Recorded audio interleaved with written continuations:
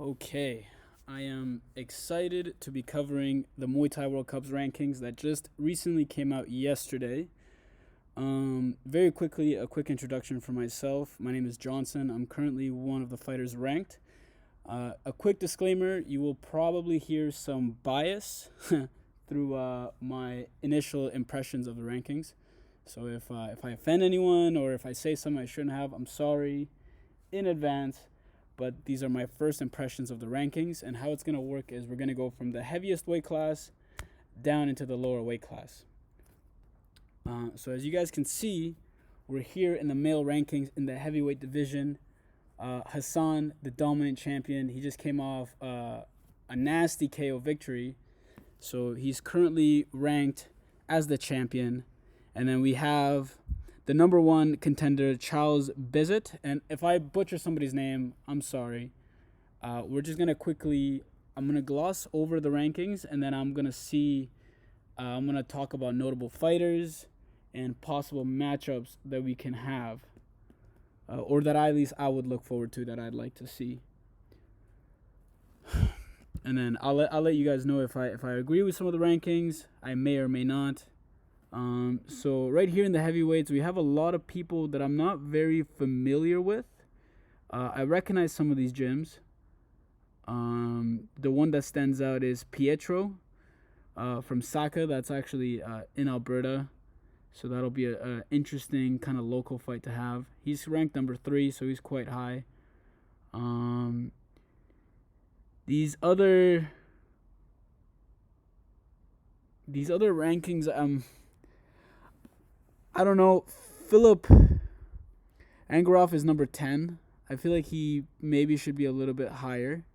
I'm not sure how active he's been recently.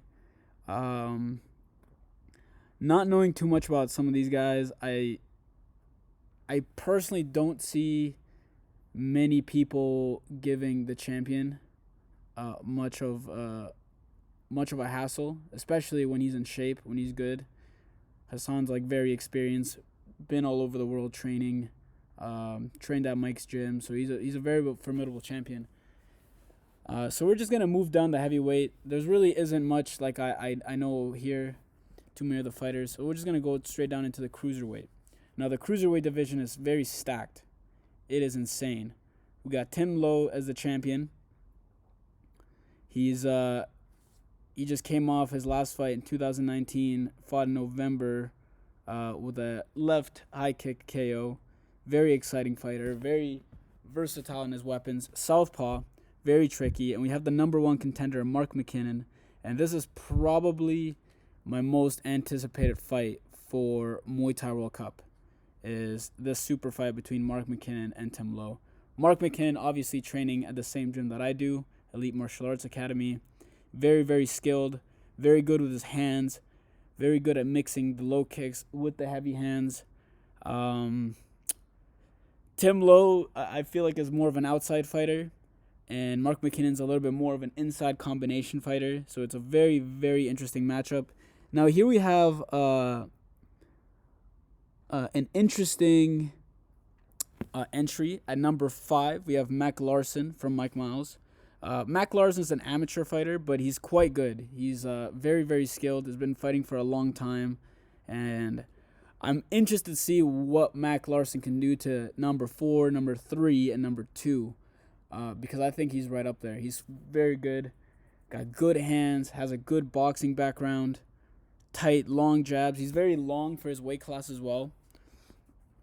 And then we have Dylan Bastian, also a notable entry at number 8. One of my former coaches. I like to see him fight a lot. He's another southpaw, kind of similar to Tim Lowe. Very, very thick legs. He's got some very strong kicks. His left body kick is something to watch out for. And then we have another stablemate of mine, Sean Newberry, ranked at 11, who's very, very tall for the weight class. He's very tall. He's got a good boxing background. I feel like he's really coming into his own, especially at the gym here. Really tough kid. Shows up for every training session. I like to see a fight with him and Dylan Bastion. Actually, I think that would be a very good classic clash, because I feel like Sean is a lot more reliant on the boxing, and then Dylan's a lot more more traditional Thai with the body kick and the heavy clinch. So that's a really exciting fight. In that fight, I can't honestly, in good faith, give a prediction. One guy being my former coach, one guy being from my gym. It's just not professional to pick. But regardless, it'd be a quite exciting fight. And then we have Umid, another stablemate of mine. Very, very tall as well. You'll find that in this cruiserweight division, the guys tend to be very tall, very lanky. And a lot of these guys could honestly move up and fight heavyweight once they start getting older and start filling out, which is very interesting. Umid being at number 13 is interesting. I think it's been a while since he last fought, but he's in here training all the time. And he's a very accountable man. He's always training. He's always working. Maybe a fight with Bob McMillan would be interesting from Heart and Soul. Quality gym. That'd be a quality fight to have. And then we move down to light heavyweight with a vacant championship. So this is kind of just up for grabs, the championship belt. We have, Perry Hayer, who I'm not really familiar with. We have some. The beauty about these rankings is that it puts everybody on a list. So gyms that don't really get coverage, or fighters that don't really know how to put themselves in these positions, it gives them a spot, right? Very interesting. Mark Torres, he also fought in the last Muay Thai World Cup. So the light heavyweight might be a bit of a shallow weight class. It'd be interesting to see if any of the cruiserweights would come down to fight at light heavyweight to make a run. But it'll be interesting to see who because in the light heavyweight there's got to be at least 3-4 fights in this division, and then whoever can get a good win streak going will probably end up challenging for that title shot. So it'll be kind of like a scramble to get to the top first. Which is interesting. Now as we start going down in the weight class, it starts becoming very, very competitive. We have super middleweights. We have the champion, Scott McKenzie, coming off an exciting win. Scott McKenzie always comes in shape. He's prepared. He likes to take on big challenges. He fought Nurapul, but he's got a murderer's row of contenders. Matthew Kendall, very good. Jake McKenzie, also very good. Philip Angarov, who he beat, who I know is eager for a rematch, and maybe that's an exciting fight we'd like to see. And then we have one of the top prospects locally that I feel, Devin Littleshields, who still hasn't turned pro, but he's very, very good. He's fought international opponents. He's long. I think he's probably the biggest guy in this weight class, for sure. I mean, in terms of height. Very experienced. And then here we kind of have some guys I'm not too familiar with. Adam D. He's independent. Perfect. Okay. Independent. So it'll be interesting see what he can do. I'm always interested in the independent guys because they have nobody, or I assume they have a coach. Most of these guys, they have a team. They have a team around them. And sometimes it's easier to rely on the team for motivation. Jerry Liu, another good quality fighter. I believe he fought Quinn, who we're going to see lower in this entries, I hope. I haven't seen these rankings before, so I'm not sure. Jerry Liu is quite good. A fight between Jerry Liu and Devin Littleshields would be nice as well. That would be another good fight to have. I'm not going to pick winners for any of these fights because, I'm not a matchmaker or anything like that. So, and then we have the middleweights. Traditionally a very competitive weight class for Thai boxing, but the Canadian belt is vacant at the moment. We have the very dangerous Michael Fitzpatrick, ranked here at number 1. Rightfully so. I think hands down he probably has the most experience out of any of these guys.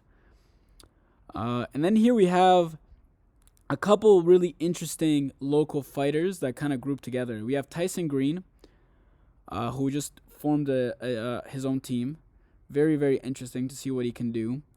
We have Quinn, who's also fought on the last Muay Thai World Cup. Not the last one, but the one in November. Very, very good fighter. Very nice active guard. Throws a lot of hooks into the low kicks. Very active. Always comes in shape. And then we have Lu Ding, another stablemate. Quite good. And I would say Lu Ding is probably the biggest guy in this weight class. It'll be interesting to see what Lu Ding can do in this weight class, for sure. For sure. He's athletic. You know, he's maybe not as much as experience as some of these guys, because I know Tyson Green and Quinn have been around for quite a while, and definitely Fitzpatrick. I feel like Fitzpatrick leads the pack by quite a bit. So I think he'll probably challenge for the belt in his next fight if he wants to take that. Jason Davies from WTM, a local gym. It's really interesting seeing some of these local guys get ranked. Noah Butterwick, interesting. My good friend Dexter was supposed to fight him too. He's quite big, actually. He's a middleweight here. So it's interesting to see what Noah Butterwick would do. I'm actually interesting to see. I think a match between Butterwick and Lu Ding would be interesting. I think that would be a good fight.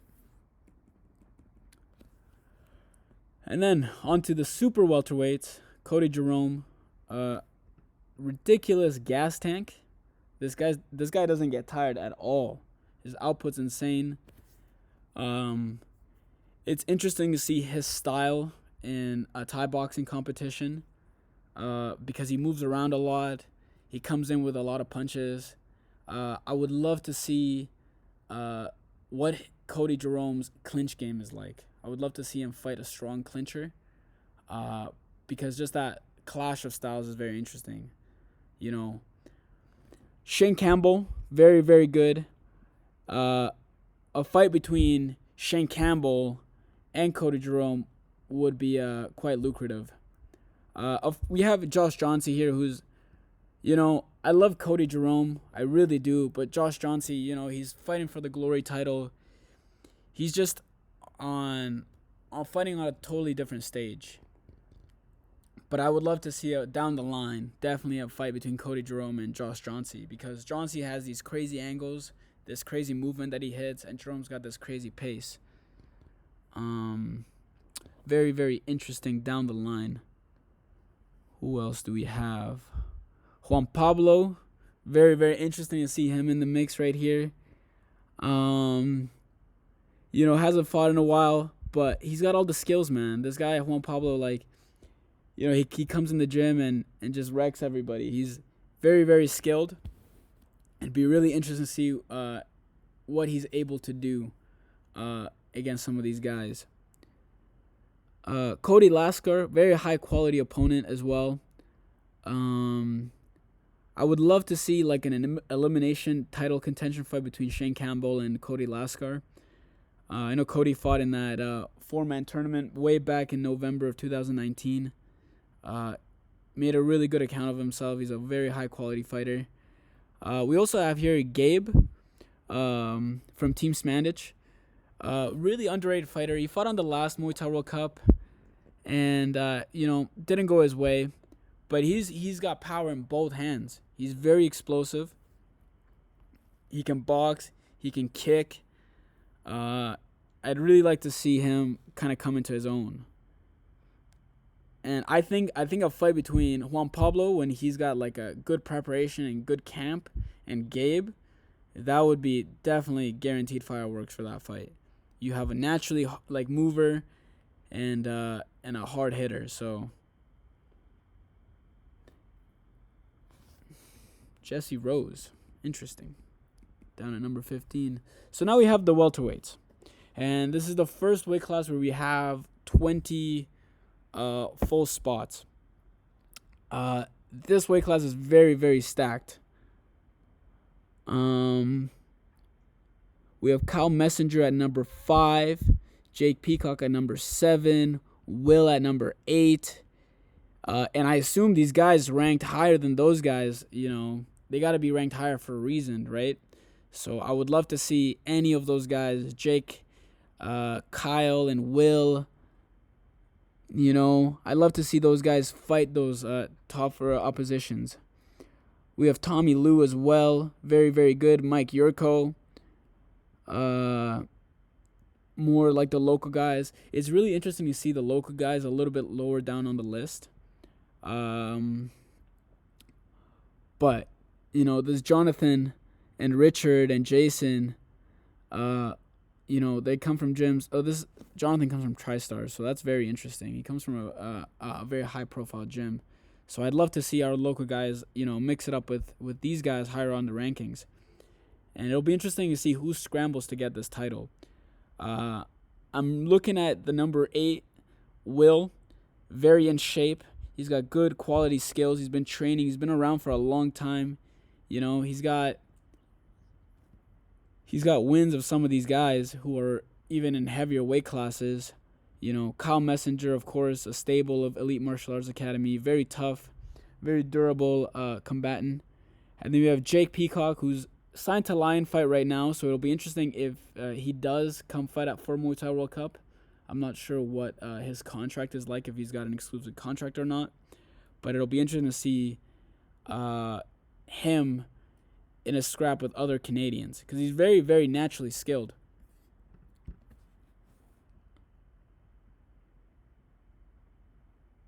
And then Mike Yurko, he keeps making a name for himself. He fought a high-quality opponent in the last Muay Thai World Cup. Very tough. And then we have the super lightweight, the 140-pound division. At number 1, hands down, Gabriel Vargas, a high-quality professional. Been all over the world to fight. Very high profile. What can you say about the guy, really? Fought Lordzilla, fought legends. And then at number 6, we have Tyler Nicholson, which I'm surprised is this low, considering his last fight on the last Muay Thai World Cup. I feel like he kind of stole the show. Him and Jerome kind of stole the show with the performance. So I'm surprised to see him this low. But I know he's also an MMA fighter and things like that, and this is a Muay Thai rankings, right? You guys have to remember that this is what they do under Muay Thai rules. So, Fighter A can have a lot of fights in boxing, MMA, but it's really about the quality Muay Thai wins that matter, right? But Tyler Nicholson, very dynamic striker, really explosive with his knees, with the jump knees. He's able to cover distance very quickly. He likes to feint off into the jumping knees, set up his guy with punches, and then jump to the flying knee. Very, very skilled. At number 9, we have Louis Grover. This guy works really hard, man. This guy works really, really hard. And anytime Louis is fighting, I'm going to watch. I'm going to watch. He comes in there, he comes in to fight, So he's definitely a guy I'm looking at. I like to maybe see him fight. The problem is some of these guys ranked a little bit lower than him are still amateurs. So it'll be tough, But I think he can hang in there with any of those guys. Nim Pham tied for the 11th spot with Terry. And I'd actually love to see a fight between Nim Pham and Terry.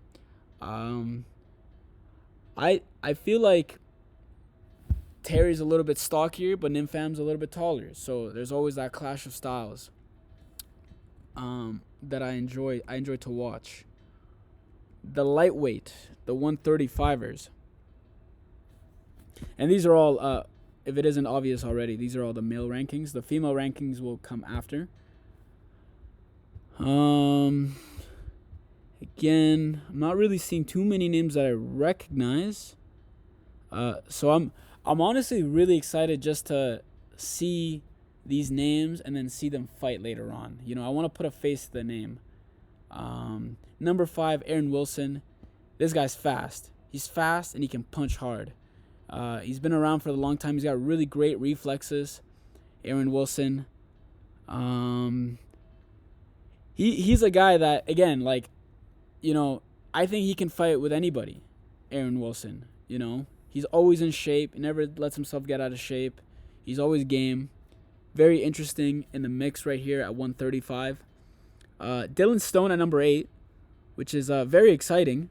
Very exciting. He's just recently started getting into fighting. And this kid's got a lot of potential. He's another stable from Elite Martial Arts Academy. Really tough, really durable. Trains under Kyle Messenger. So you know he's got a quality teacher. Roy Hahn. That'd be an interesting fight. It'd be interesting to see what they could do at a proper stage. Hopefully with crowds and fans. But I feel like a fight between Dylan Stone and Roy Hahn would be interesting. Open up the show. We have also another WTM member, Fazul. I'm sorry if I pronounced that name wrong. Very interesting. WTM still in the mix. Very, very good. Diego Avendano from Bazooka Kickboxing. Very, very interesting.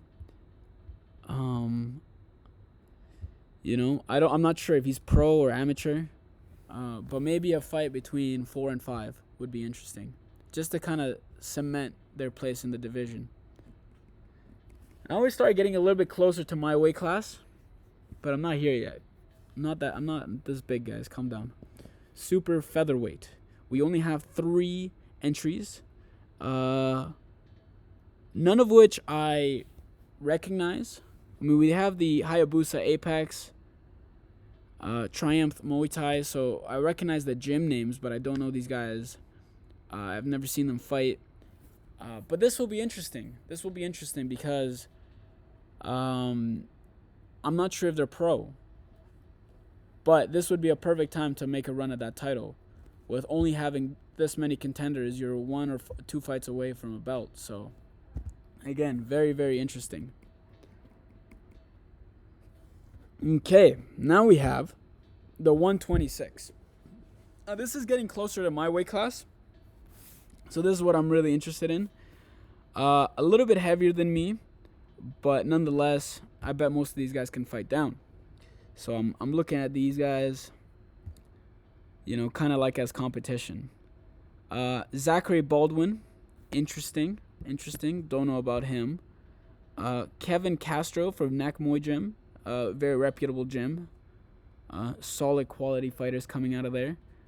Number 1. I'm not even gonna try it with that name. I'm sorry. I just don't want to mispronounce that name. But it's very interesting to see out of these 4 guys who's going to be the top. You know what I mean? Who's going to be the king of the hill. And now we go into my weight class. Super bantamweight. The 122. So, only 3 people, which I'm very, I want to say disappointed in. Because I was really hoping for more amount of people to really fill out the rankings. Riley Foden.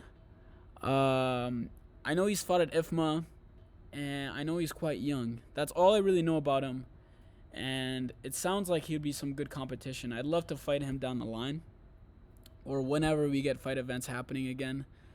Myself, right here, ranked at number 2, and let me just say, I am honored to be ranked at number 2. It's interesting because I never came into fighting for rankings or for this sort of validation almost. I just came into it because, you know, as a hobby, it just developed into something that tapped into my competitiveness. So I'm very, very happy to have made it this far. But make no mistake, I am only looking to go higher. And at number 3, you have Eric Thankachin. Very, very tough. been around for a long time, fighting for a long time from silverback martial arts. Uh, really high quality fighter. I'd love to see him. We were supposed to fight a little while back, but unfortunately, COVID just kind of killed all of that.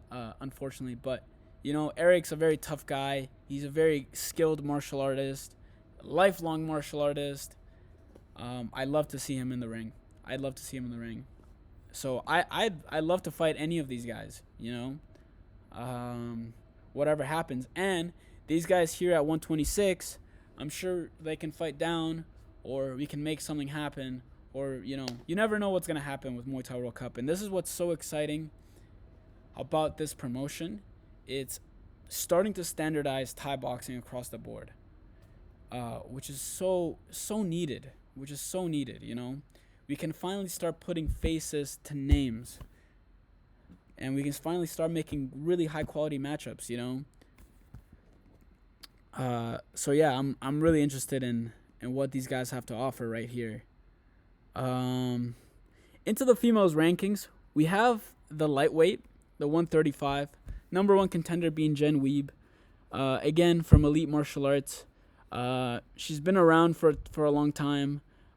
Just fought in her last fight Jordan Dobby, who is quite good. Jordan Dobby has recently switched to boxing, so it'll be very, very interesting to see if she comes back to Thai boxing, because I think she's very good. She's very good. She's got good kicks, good movements. Jen Weeb having this more traditional Thai style, very good with her elbows, her clinch knees, always comes in ridiculous shape. I feel as if Jen Weeb will be quite dominant in this weight class, but I'm very, very interested to see potential matchups with her. Now it's super featherweight. Again, a little bit of a smaller list right here. We have Adia, who's local from Arashido. Very interesting. I'm not really too familiar with these girls, but it'll be interesting to see who scrambles their way to the top, who really establishes their dominance. Very, very interesting.